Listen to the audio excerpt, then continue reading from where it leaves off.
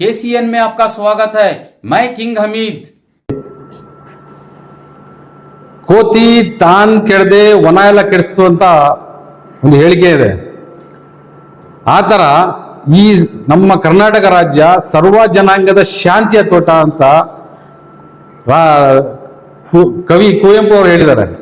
ಇಂಥ ಒಂದು ಸರ್ವ ಜನಾಂಗದ ಶಾಂತಿಯ ತೋಟದಲ್ಲಿ ಪ್ರತಾಪ್ ಸಿಂಹ ಅಂತಹ ಕೋತಿ ಮತ್ತೆ ಅಶೋಕ್ ಸಿ.ಟಿ. ರವಿ, ಯತ್ನಾಳ್ ಇಂತಹ ವಿಷ ಜಂತುಗಳು ಈ ನಮ್ಮ ಸರ್ವ ಜನಾಂಗದ ಶಾಂತಿಯ ತೋಟದ ಶಾಂತಿಯನ್ನು ಕೆಡಿಸುತ್ತಾರೆ. ನೀವು ನೋಡ್ತಿರೋ ಹಾಗೆ ನಮ್ಮ ರಾಜ್ಯದಲ್ಲಿ ಅಥವಾ ನಮ್ಮ ದೇಶದಲ್ಲಿ ಎಲ್ಲೇ ಈದ್ ಆಗಲಿ, ಗಣಪತಿ ಹಬ್ಬ ಆಗಲಿ, ದಿವಾಲಿ ಆಗಲಿ, ಯಾವುದೇ ಒಂದು ಹಬ್ಬ ಬಂದರೆ ಎಲ್ಲ ಜಾತಿಯ ಜನ ಅದನ್ನ ಖುಷಿಯಾಗಿ ಸಂಭ್ರಮದಿಂದ ಆಚರಿಸ್ತಾ ಇದ್ರು, ಎಲ್ಲ ಒಟ್ಟಾಗಿ ಆಚರಿಸ್ತಾ ಇದ್ರು. ಆದರೆ ದುರಾದೃಷ್ಟ ಈಗ ಕೆಲವು ವರ್ಷಗಳಿಂದ ಈ ಹಬ್ಬಗಳು ಬಂದ್ರೆ, ಈದ್ ಮೀದ್ ಆಗಲಿ, ಗಣಪತಿ ವಿಸರ್ಜನೆ ಬಂದ್ರೆ ಅಲ್ಲಿ ಒಂದು ಆತಂಕದ ವಾತಾವರಣ ಉಂಟಾಗುತ್ತದೆ. ಅಲ್ಲಿ ನಾವು ಪೊಲೀಸ್ ಬಂದೋಬಸ್ತ್ ಬೇಕಾಗ್ತಾ ಇದೆ, ಅಲ್ಲಿ ಪೊಲೀಸ್ ಫ್ಲಾಗ್ ಮಾರ್ಚ್ ಮಾಡಬೇಕಾಗ್ತಾ ಇದೆ. ಇಂಥ ಒಂದು ಪರಿಸ್ಥಿತಿ ಈಗ ನಮ್ಮ ರಾಜ್ಯದಲ್ಲಿ ಈ ವಿಷ ಜಂತುಗಳು ಸೃಷ್ಟಿಸಿದ್ದಾರೆ. ಇದನ್ನು ಸೋಷಿಯಲ್ ಡೆಮೊಕ್ರೆಟಿಕ್ ಪಾರ್ಟಿ ಆಫ್ ಇಂಡಿಯಾದ ವತಿಯಿಂದ ನಾವು ಕಠಿಣ ಶಬ್ದಗಳಲ್ಲಿ ಖಂಡಿಸ್ತೇವೆ. ಮತ್ತೆ ಪ್ರತಾಪ್ ಸಿಂಹ, ಸಿ.ಟಿ. ರವಿ, ಯತ್ನಾಳ್, ಅಶೋಕ್, ಪ್ರಮೋದ್ ಮುತಾಲಿಕ್ ಇಂತಹ ವಿಷ ಜಂತುಗಳಿಗೆ ಕರ್ನಾಟಕ ಸರ್ಕಾರ, ಹೋಮ್ ಮಿನಿಸ್ಟ್ರಿ ಮತ್ತೆ ಪೊಲೀಸ್ ಡಿಪಾರ್ಟ್ಮೆಂಟ್ ಯಾಕೆ ಈ ತರ ಮುಕ್ತವಾಗಿ ಬಿಟ್ಟಿದ್ದೀರಾ? ಯಾಕೆ ಇವರ ವಿರುದ್ಧ ಕ್ರಮ ತಗೊಳ್ತಾ ಇಲ್ಲ? ಯಾಕೆ ಇವರು ಪ್ರತಿ ವರ್ಷ ಹನುಮಾಲೆ ಜಯಂತಿ ಆಗ್ಲಿ, ಹನುಮಾಲೆ ಆಗ್ಲಿ, ಗಣಪತಿ ಚತುರ್ಥಿ ಆಗ್ಲಿ, ಹೋಳಿ ಆಗ್ಲಿ, ಇಂತಹ ತ್ಯವಹಾರ ಸಮಯದಲ್ಲಿ ಯಾಕೆ ಇವರು ಬಂದು ಪ್ರಚೋದನಕಾರಿ ಭಾಷಣ ಮಾಡೋದು, ಅಲ್ಲಿ ಕೋಮ ಗಲ್ಭೆಗಳು ಸೃಷ್ಟಿಸುವುದು, ಕೋಮ ಗಲ್ಭೆ ಆದ ನಂತರ ಅಲ್ಲಿ ಮತ್ತೆ ಒಂದು ಭಯದ ವಾತಾವರಣ ಉಂಟು ಮಾಡ್ತಾ ಇದ್ದಾರೆ. ಯಾಕೆ ಇವ್ರ ಮೇಲೆ ಕಡಿವಾಣ ಮಾಡ್ತಾ ಇಲ್ಲ? ಯಾಕೆ ಇವ್ರ ಮೇಲೆ ಕ್ರಮ ತಗೊಳ್ತಾ ಇಲ್ಲ? ಯಾಕೆ ಇವ್ರು ಇನ್ನೂ ಅರೆಸ್ಟ್ ಆಗಿಲ್ಲ?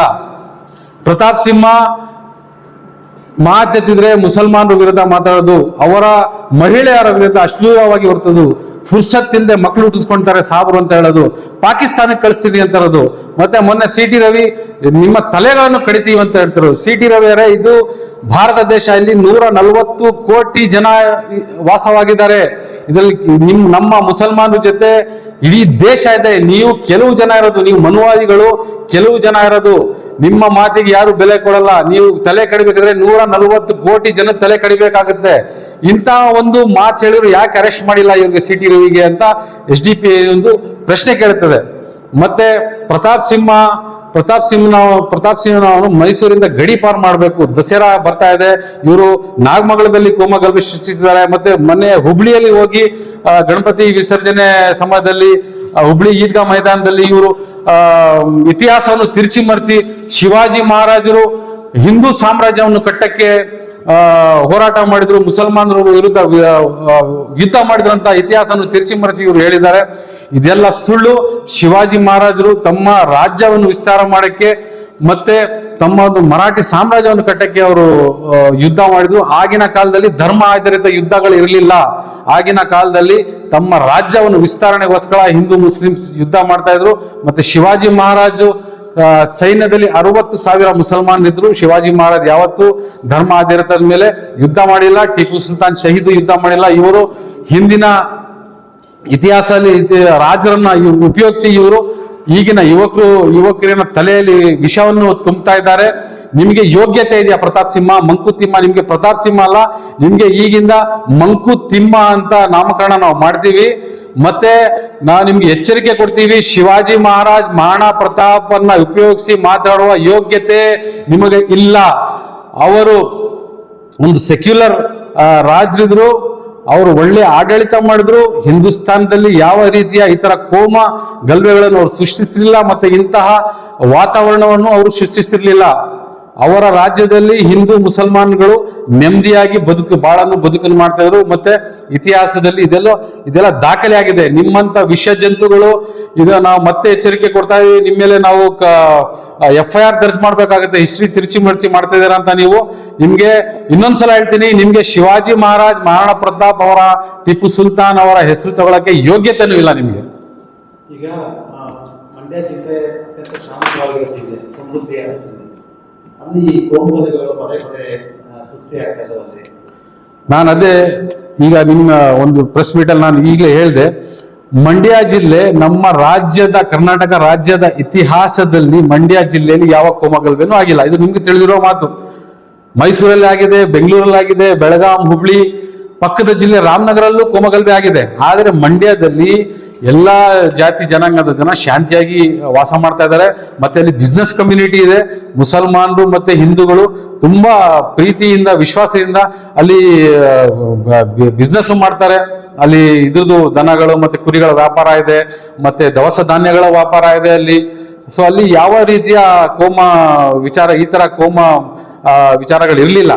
ಆದ್ರೆ ನೀವು ನೋಡ್ತೇವೆ ಹಾಗೆ ಸ್ಥಳೀಯರಿಗಿಂತ ಹೆಚ್ಚಾಗಿ ಹೊರಗಿಂದ ಬಂದವರ ಗಲಭೆ. ಹೌದು ಹೌದು ಹೌದು. ನೀವು ಐಜಿಪಿ ಬೋರ್ಲಿಂಗ್ ಮಸೀದಿ ಕಡೆಯಿಂದ ಬರಲಿಲ್ಲ, ಹಿಂದುಗಡೆಯಿಂದ ಬಂತು ಅಂತ ಕೂಡ ಹೇಳಿದ್ದಾರೆ. ಹೌದು. ಏನಿಲ್ಲ ನೋಡಿ, ಇದು ಸ್ಪಷ್ಟವಾಗಿದೆ. ಪೊಲೀಸ್ ಡಿಪಾರ್ಟ್ಮೆಂಟು ತನಿಖೆ ಮಾಡಿ IGP ಬೋರಲಿಂಗ ಅವರು ಹೇಳಿದ್ದಾರೆ ಮಸೀದಿ ಕಡೆಯಿಂದ ಕಲ್ ಬಂದಿಲ್ಲ. ಇದು ಸ್ಪಷ್ಟವಾಗಿ ಹೇಳ್ತಾ ಇದೆ. ಇದು ಆಚೆಯಿಂದ ಬಂದಿರುವ ಜನ ಮತ್ತೆ ಈ RSS ಬಜರಂಗದಲ್ಲಿನ ಷಡ್ಯಂತ್ರ ಇದು. ಮಂಡ್ಯದಂತ ಒಂದು ಶಾಂತಿಯುತ ಜಿಲ್ಲೆಯನ್ನು ಇವರು ಕೋಮವಾದಿಯ ಪ್ರಯೋಗ ಶಾಲೆಯನ್ನು ಮಾಡ್ತಾ ಇದ್ದಾರೆ ಇವರು. ಹೋದ ವರ್ಷ ನಾಗಮಂಗಲದಲ್ಲಿ ಕೋಮಗಲಭೆ ಆಯಿತು, ಗಣಪತಿ ವಿಸರ್ಜನೆ ದಿನ ಸಮಯದಲ್ಲಿ. ಈ ವರ್ಷ ಮಂಡ್ಯದಲ್ಲಿ ಆಗ್ತಾ ಇದೆ. ಇನ್ನು ಮುಂದಿನ ವರ್ಷ ಇವರು ಯಾವ ತಾಲೂಕಲ್ಲಿ ಮಾಡ್ತಾರ ಗೊತ್ತಿಲ್ಲ. ಇದೊಂದು ಸೂಕ್ಷ್ಮ ಪ್ರದೇಶವನ್ನು ಮಾಡ್ತಾ ಇದ್ದಾರೆ ಇವರು. ನಾನು ಮಂಡ್ಯ ಜಿಲ್ಲೆಯ ನಾಗರಿಕರಿಗೆ ಕಳ್ಕಳ ಮನವಿ ಮಾಡ್ತೀನಿ, ಇವರ ಮಾತಿನಲ್ಲಿ ತಾವು ಬರಬಾರ್ದು.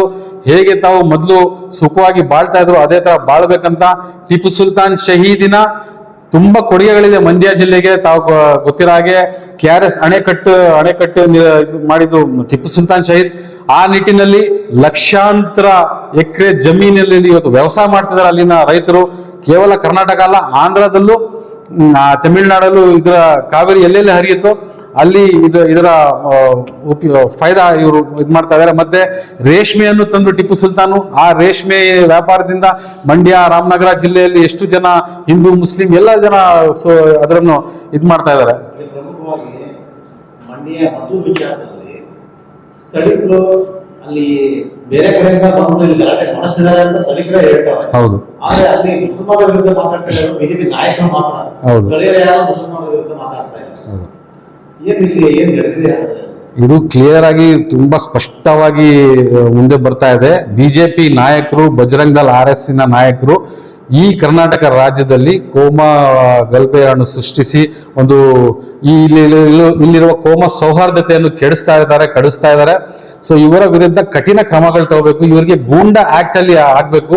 UAPಯಲ್ಲಿ ಇವ್ರಿಗೆ ಯಾಕೆ ಅರೆಸ್ಟ್ ಮಾಡ್ತಿಲ್ಲ? ನನ್ನೊಂದು ಪ್ರಶ್ನೆ ನಿಮ್ಮ ಮಾಧ್ಯಮ ವತಿಯಿಂದ, UAPA ಕೇವಲ ಮೈನಾರಿಟೀಸ್ಗಿರೋದ, ಅಲ್ಪಸಂಖ್ಯಾತರಿಗೆ ಮಾತ್ರ UAP ಇರೋದ? ಇದರಲ್ಲಿ NIA ತನಿಖೆ ಆಗ್ಬೇಕು. ಮತ್ತೆ ಪ್ರತಿ ವರ್ಷ ಕೋಮಗಲಭೆ ಆಗ್ತಾ ಇದೆ, ಇದರ ಹಿನ್ನೆಲೆ ಏನಿದೆ NIA ತನಿಖೆ ಆಗ್ಬೇಕು. ಮತ್ತೆ ಇವ್ರನ್ನೆಲ್ಲ UAPಯಲ್ಲಿ ಅರೆಸ್ಟ್ ಮಾಡ್ಬೇಕಂತ ನಾವು ಡಿಮ್ಯಾಂಡ್ ಮಾಡ್ತೀವಿ ಸರ್. ಮಂಡ್ಯ ಜಿಲ್ಲೆಯಲ್ಲಿ ದೊಡ್ಡ ಲಿಥಿಯಂ ನಿಕ್ಷೇಪ ಇದೆ. ಆ ಲಿಥಿಯಂ ನಿಕ್ಷೇಪದ ಮೇಲೆ ನಿಕ್ಷೇಪ ಕಂಡುಬಿದ್ದಿದೆ. ಆ ಕಾರಣಕ್ಕಾಗಿ ಮಂಡ್ಯ ಜಿಲ್ಲೆನ ಕಬ್ಜಾ ಮಾಡೋದಕ್ಕೆ ಪ್ರಯತ್ನ ಮಾಡ್ತಿದ್ದಾರೆ ಅನ್ನೋ ಮಾತುಗಳು ಕೇಳಿ ಬರ್ತಾ ಇದೆ. ಹೌದು, ಖಂಡಿತ. ನೀವು ಏನೇನು ನೀವು ಕೇಳ್ತಿರೋದೆಲ್ಲ ಒಂದೊಂದು ಮಾತು ಸತ್ಯ ಇದೆ. ಸೊ ಇದನ್ನು ಅವರು ಪ್ರಯೋಗ ಮಾಡ್ತಾ ಇದ್ದಾರೆ. ನಾವು ಎಚ್ಚೆತ್ಕೊಂಡಿಲ್ಲ ಅಂದ್ರೆ, ನಾಗರಿಕರು, ಜನರು ಎಚ್ಚೆತ್ಕೊಂಡಿಲ್ಲ ಅಂದ್ರೆ ಇವರು ಅದನ್ನು ಸಾಧಿಸ್ಬಿಡ್ತಾರೆ. ಸೊ ಇವರು ಒಬ್ಬ ಮಹಿಳೆ BJP ಪ್ರತಿಭಟನೆಯಲ್ಲಿ ಕೆಟ್ಟದಾಗಿ ಮಾತಾಡಿ ಈಗ ಪಶ್ಚಾತ್ತಾಪಪಟ್ಟಿದ್ದಾರೆ. ಅಂದ್ರೆ ಇವರು ಮುಗ್ಧನೆಲ್ಲ ಕರ್ಕೊಂಡು ಬಲಿ ಕೊಡ್ತಾ ಇದ್ದಾರೆ BJP. ಖಂಡಿತ. ನೀವು ನೋಡಿ, BJP ನಾಯಕರ ಮಕ್ಕಳಲ್ಲಿದ್ದಾರೆ. BJP ನಾಯಕರ ಮಕ್ಕಳು ಅಮಿತ್ ಶಾ ಆಗ್ಲಿ, CT ರವಿ ಆಗ್ಲಿ, ಎಲ್ಲರ ಮಕ್ಕಳಿದ್ದಾರೆ. ವಿದೇಶದಲ್ಲಿ ವಿದ್ಯಾಭ್ಯಾಸ ಮಾಡ್ತಾ ಇದ್ದಾರೆ, ಒಳ್ಳೊಳ್ಳೆ ಬಿಸ್ನೆಸ್ ಮಾಡ್ತಾ ಇದ್ದಾರೆ. ಆದರೆ ಇವರ ಕಾರ್ಯಕರ್ತರು, ಅದರಲ್ಲೂ ಹಿಂದುಳಿದ ಸಮುದಾಯದ ಮಕ್ಕಳು, ಎಸ್ಪೆಷಲಿ SC ST, ಇವರು ತಮ್ಮ ಕಾಲಾಳುಗಳನ್ನ ಮಾಡ್ಕೊಂಡು ಕೋಮಗಲಭೆಗಳಲ್ಲಿ ಮತ್ತೆ ಇಂತರ ಭಯೋತ್ಪಾದನೆ ಸೃಷ್ಟಿಸಿದಲ್ಲಿ ಇವ್ರನ್ನ ಮುಂದೆ ಬಿಟ್ಟು ಇವರಿಗೆ ಪೊಲೀಸ್ ವಿರುದ್ಧ ಮತ್ತೆ ಅನ್ಯ ಕೋಮ ವಿರುದ್ಧ ಮತ್ತೆ ಕೇಸ್ಗಳಲ್ಲಿ ಇವ್ರಿಗೆ ಕೇಸ್ಗಳು ಇವ್ರ ವಿರುದ್ಧ ಆಗ್ತಾ ಇದೆ. ಸೊ ಇದನ್ನು ಸ್ಪಷ್ಟವಾಗಿದೆ. ಇವ್ರ ಮಕ್ಕಳಿಂದ ಇವ್ರ ಕರಲಿ ಹೋರಾಟಕ್ಕೆ ಹಿಂದೂ ಖತ್ರೆ ಮೇ ಹೇ, ಹಿಂದೂ ಧರ್ಮ ಖತ್ರೆ ಮೇ ಅಂತಾರಲ್ಲ, ಹಿಂದೂ ಧರ್ಮ ಮುಸಲ್ಮಾನರಿಂದ ಅಲ್ಲ ಖತ್ರೆಯಲ್ಲಿರೋದು, ಹಿಂದೂ ಧರ್ಮ ನಿಮ್ಮಿಂದ RSS ಬಜರಂಗದಲ್ಲಿಂದ ಇದ್ದಿರೋದು. ಈಗ SDPI ಈ ಕಾರ್ಯಕ್ರಮದ ಬಗ್ಗೆ ಏನಿವತ್ತು ಅಬ್ದುಲ್ ಗಲಭೆ ನಡೆಯಿತು ನಂತರ SDPI ಬಹಳಷ್ಟು ಮಾತಾಡಿದಿರ, ನೀವು ಏನು ಕಾರ್ಯಕ್ರಮ ಮಾತನಾಡಿದ್ದೀರಿ ಶಾಂತಿ ನೆಲೆಸಲಿಕ್ಕೆ ಅಥವಾ ಇನ್ನೊಂದೇನೋ ಕಾನೂನು ಕ್ರಮ ತಗೊಳ್ಳೋದಕ್ಕೆ, ಮತ್ತೆ ದೂರು ಕೂಡ ಕೊಟ್ಟಿಲ್ಲ SDPI ಕಡೆ ಬಂದಿದ್ದಾರೆ, ಏನು ಮಾಡ್ತಾರೆ? ನಮ್ಮ ರಾಜ್ಯಾಧ್ಯಕ್ಷರು ಇವತ್ತೇ ಸ್ಟೇಟ್ಮೆಂಟ್ ಕೊಟ್ಟಿದ್ದಾರೆ, ಒಂದು ಎಲ್ಲ ಮಾಧ್ಯಮಗಳಲ್ಲಿ ಬಂದಿದೆ ಮದ್ದೂರು ವಿಷಯದಲ್ಲಿ. ಸೊ ಅದರಲ್ಲಿ ನಿಮಗೆಲ್ಲ ತಿಳಿದು ಬರುತ್ತೆ. ಮತ್ತು SDPI ಎಲ್ಲೇ ಕೋಮಗಲಭೆ ಆಗಲಿ ಅಥವಾ ಪ್ರಕೃತಿ ವಿಕೋಪಗಳಾಗಲಿ ಜನರ ಜೊತೆ ನಿಲ್ಲಕ್ಕೆ SDPI ಯಾವಾಗಲೂ ಸಿದ್ಧವಾಗಿದೆ. ಸೊ ನಾವು SDPI ಕರ್ನಾಟಕ ರಾಜ್ಯದಲ್ಲಿ ಶಾಂತಿಯನ್ನು ಬಯಸ್ತೇವೆ. ಸೊ ನಾವು ಜನರಿಗೂ ಮನವಿ ಮಾಡ್ತೇವೆ, ಮಾಧ್ಯಮದವ್ರಿಗೂ ಮನವಿ ಮಾಡ್ತೇವೆ. ಮಾಧ್ಯಮದವ್ರಿಗೊಂದು ನಂದು ಕಳಕಳ ಮನವಿ ಇದೆ, ನೀವು ಇಂಥವ್ರಿಗೆ ಯಾಕೆ ತಮ್ಮ ವೇದಿಕೆ ಕೊಡ್ತೀರಾ ಅಂತ. ಪ್ರತಾಪ್ ಸಿಂಹ, CT ರವಿ, ಯತ್ನಾಳ್ಗೆ ನಾವು ನೋಡ್ತೀವಿ, ನೂರಾರು ಜನ ಮಾಧ್ಯಮದವರು ಅವ್ರಿಗೆ ಇದು ತಮ್ಮ ಮೈಕ್ಗಳು ಕೊಡ್ತಾರೆ. ಆದ್ರೆ ನಾವು ಕರೆದ್ರೆ ಬರೋದು 2-3 ಜನ ಬರ್ತಾರೆ. ಇವ್ರಿಗೆ ತಮ್ಮ ವೇದಿಕೆಯಲ್ಲಿ ಏನ್ ಪ್ರಯೋಜನ ಆಗ್ತಾ ಇದೆ? ಇವರು ನಮ್ಮ ರಾಜ್ಯಕ್ಕಾಗ್ಲಿ ಜನರಿಗಾಗ್ಲಿ ಏನ್ ಕೊಡುಗೆ ಇದೆ? ಪ್ರತಾಪ್ ಸಿಂಹ, CT ರವಿ ಕೇವಲ ಪ್ರಚೋದನಾ ವಿಷಯವನ್ನು ಹರಡಿಸೋ ಬಿಟ್ಟು ಇವ್ರಿಗ ನಮ್ಮ ದೇಶಕ್ಕೆ ಮತ್ತೆ ಜನರಿಗೆ ಏನ್ ಕೊಡುಗೆ ಇದೆ? ಏನು ಕೊಡುಗೆ ಇಲ್ಲ. ಇವ್ರಿಗೆ ಯಾಕೆ ತಮ್ಮ ಮಾಧ್ಯಮ ಕೊಡ್ತೀರಾ? ಇವ್ರಿಗೆ ಏನು ನೀವು ಎನ್ಕರೇಜ್ ಮಾಡ್ಬಿಡಿ ಅಂತ ನಾನು ಮಾಧ್ಯಮದಲ್ಲಿ ಕಳ್ಕೊಳ್ಳೋ ಮನವಿ ಮಾಡ್ತೀನಿ. ಅದು ನೀವು ಅಭಿವ್ಯಕ್ತಿ ಸ್ವಾತಂತ್ರ್ಯ, ನೀವು ಯಾರಿಗಾದ್ರೂ ಏನಾದ್ರು ಪ್ರಶ್ನೆ ಮಾಡ್ಬೋದು, ಬಟ್ ಅವ್ರದ್ದು ಇಂಟೆನ್ಷನ್ ಏನಿದೆ? ಈಗ ನೋಡಿ, ಮಾಧ್ಯಮದವ್ರಿಗೆ ಅವರು ಬಾಯಿಗೆ ಬಂದಾಗ ಮಾತಾಡ್ತಾರೆ. ಸತೀಶ್ ಅವ್ರಿಗೆ ಮತ್ತೆ ನಮ್ಮ ದೀಪಕ್ ಅವ್ರಿಗೆ ಬಾಯಿಗೆ ಬಂದಂಗೆ ಮಾತಾಡಿದ್ರು ಅವರು. ಮಾಧ್ಯಮದವರು ಅವ್ರ ಮೇಲೆ ನೀವು ದೂರ ಮಾಡಬೇಕು, ದಾಖಲೆ ಮಾಡಬೇಕು. ಈಗ ಏನು ಇವತ್ತು ಅಮಾಯಕ ಬಂಧನ ಆಗಿದ್ದಾರೆ ಅಂತ ಹೇಳಿದ್ದಾರೆ ಮುಸ್ಲಿಂ ಆಗಿದೆ. ಒಂದ್ ಕಡೆ ಮುಸ್ಲಿಂ ಬಂಧನ ಮಾಡಿದ್ದಾರೆ, ಮತ್ತೊಂದ್ ಕಡೆ ಅದೇ ಪೊಲೀಸ್ ಅಧಿಕಾರಿ ವಸತಿ ತಲುಪೋದಿಲ್ಲ ಅಂತ ಹೇಳ್ತಾರೆ. ಅಮಾಯಕರನ್ನ ಬಂಧನ ಮಾಡೋದನ್ನ ಬಿಡಿಸೋದಕ್ಕೆ SDPI ಖಂಡಿತ ಪ್ರಯತ್ನ ಪಡುತ್ತೆ. ನೋಡಿ, ಇದು ಈ ತರ ತಾರತಮ್ಯ ಇರಬಾರ್ದು. ಒಂದ್ ಕಡೆ ಪೊಲೀಸ್ ಹೇಳ್ತಾರೆ ಕಲ್ಲು ಬಂದಿಲ್ಲ ಅಂತ, ಇನ್ನೊಂದ್ ಕಡೆ ಜನರಿಗೆ ತೋರ್ಸಕ್ಕೋ ಅಥವಾ RSS ಬಜರಂಗದಲ್ ಅವರು ಭಯದಿಂದಾನೋ ಅವ್ರಿಗೆ ತೋರ್ಸಕ್ಕೋ, ಅವ್ರಿಗೆ ಖುಷಿ ಮಾಡಕ್ಕೋ ಅಮಾಯಕ 22 ಹುಡುಗರನ್ನ ಅರೆಸ್ಟ್ ಮಾಡಿದ್ದಾರೆ. ಇದು ನಾವು ಖಂಡಿಸ್ತೇವೆ. ಮತ್ತೆ ನಾವು ನಿಷ್ಪಕ್ಷ ತನಿಖೆ ಮಾಡಬೇಕು. ಇದು NIA ತನಿಖೆನೇ ಆಗ್ಬೇಕು. ಯಾಕಂದ್ರೆ ಇದು ಒಂದಿನದ 2 ದಿನದ ಗಲಭೆ ಅಲ್ಲ, ಪ್ರತಿ ವರ್ಷ ಈ ಗಲಭೆಗಳು ಬರ್ತಾ ಇದೆ. ಮತ್ತೆ ನಮ್ಮ ರಾಜ್ಯದಲ್ಲಿ ಇವರು ಒಂದು ಪ್ರಯೋಗಶಾಲೆ ಮಾಡ್ತಾ ಇದ್ದಾರೆ. ಇದ್ರ ಹಿನ್ನೆಲೆ ಏನಿದೆ ಅಂತ ಇದರ ನಿಷ್ಪಕ್ಷ ತನಿಖೆ NIA ಇಂದಾನೇ ತನಿಖೆ ಆಗ್ಬೇಕಂತ ನಾವು ಡಿಮ್ಯಾಂಡ್ ಮಾಡ್ತೀವಿ. ಮತ್ತೆ ಇವ್ರನ್ನ CT ರವಿ ಮತ್ತೆ ಯತ್ನಾಳು, ಪ್ರತಾಪ್ ಸಿಂಹ ಅವ್ರ ವಿರುದ್ಧ ಗೂಂಡಾ ಆಕ್ಟ್ ಮತ್ತೆ UAP ಆಕ್ಟ್ ಹಾಕಿ ಅವ್ರನ್ನ ಅರೆಸ್ಟ್ ಮಾಡ್ಬೇಕಂತ ನಾವು ಡಿಮ್ಯಾಂಡ್ ಮಾಡ್ತೀವಿ. ಪ್ರತಾಪ್ ಸಿಂಹ, ಮಂಕುತಿಮ್ಮ ಒಂದು ಮೈಸೂರು ಜಿಲ್ಲೆಗೆ ಒಂದು ಕ್ಯಾನ್ಸರ್ ತರ ಆಗ್ಬಿಟ್ಟಿದ್ದಾರೆ. ಇವರ ವಿರುದ್ಧ ಜನ ಎಲ್ಲ ರೋಷ ಗೆದ್ದಿದ್ದಾರೆ. ಪತ್ರಕರ್ತರಾಗಲಿ ಮತ್ತು ಬೇರೆ ಸಂಘ ಸಂಸ್ಥೆಗಳಾಗಲಿ ಮತ್ತು ಬೇರೆ ಪಕ್ಷದವರಾಗಲಿ ನಮ್ಮ MP ಕ್ಯಾಂಡಿಡೇಟ್ ಆದ ಲಕ್ಷ್ಮಣ್ ಅವರು ಪ್ರತಾಪ್ ಸಿಂಹ ವಿರುದ್ಧ ದೂರನ್ನು ದಾಖಲಿಸಕ್ಕೆ ಹೇಳಿದ್ದಾರೆ. ಮತ್ತು ನಮ್ಮ ಎಕ್ಸ್ ಮೇಯರ್ ಪುರುಷೋತ್ತಮ್ ಸಾಹೇಬ್ರು ಪ್ರತಾಪ್ ಸಿಂಹಗೆ ತಡಿಪಾರು ಮಾಡಬೇಕಂತ ಮತ್ತು ಶಾಂತಾರಾಮ್ ಅವರು DSS ಮುಖಂಡರು ಅವರು ಹೇಳಿದ್ದಾರೆ. ಸೊ ನಾವು ಮುಂದಿನ ಬರೋ ದಿನಗಳಲ್ಲಿ ನಾವೆಲ್ಲ ಆಲ್ ಪಾರ್ಟಿ ಡೆಲಿಗೇಷನ್ ಅನ್ಕೋಬಹುದು ನೀವು, ಕಾಂಗ್ರೆಸ್ ಮತ್ತು DSS ಮತ್ತು ಎಲ್ಲ ಸಂಘ ಸಂಸ್ಥೆ ಸೇರಿ ಪ್ರತಾಪ್ ಸಿಂಹ ವಿರುದ್ಧ ಒಂದು ದೊಡ್ಡ ಹೋರಾಟ ಮಾಡ್ತೀವಿ. ಯಾಕೆ ಪೊಲೀಸ್ ಇವರ ವಿರುದ್ಧ ಇನ್ನೂ ಕ್ರಮ ತಗೊಂಡಿಲ್ಲ ಅಂತ ನಾವು ಪ್ರಶ್ನೆ ಇದ್ದೀವಿ. ನಾವು ಮೈಸೂರಲ್ಲಿ ಉಲ್ಮಾ ಮತ್ತು ಇಲ್ಲಿನ ನಾಗರಿಕರು ಮತ್ತು ಎಲ್ಲ ಸಂಘ ಸಂಸ್ಥೆಗಳ ಜೊತೆ ಕಮಿಷನರ್ ಆಫೀಸ್ ಚಲೋ ಅಂತಲೂ ನಾವು ಘೋಷಣೆ ಕೊಟ್ಟು ಅಲ್ಲಿ ಇವರ ವಿರುದ್ಧ ಕ್ರಮ ತಗೊಂಡಿಲ್ಲ ಅಂದರೆ ನಾವು ಸೀದಾ ಕಮಿಷನರ್ ಆಫೀಸ್ಗೆ ಮುದ್ಗೆ ಹಾಕಿ ಅಲ್ಲಿ ನಾವು ಪ್ರತಿಭಟನೆ ಮಾಡ್ತೀವಿ ಅಂತ ನಿಮ್ಮ ಮಾಧ್ಯಮದಿಂದ ನಾವು ಇವತ್ತು ಎಚ್ಚರಿಕೆ ಕೊಡ್ತಾ ಇದ್ದೀವಿ.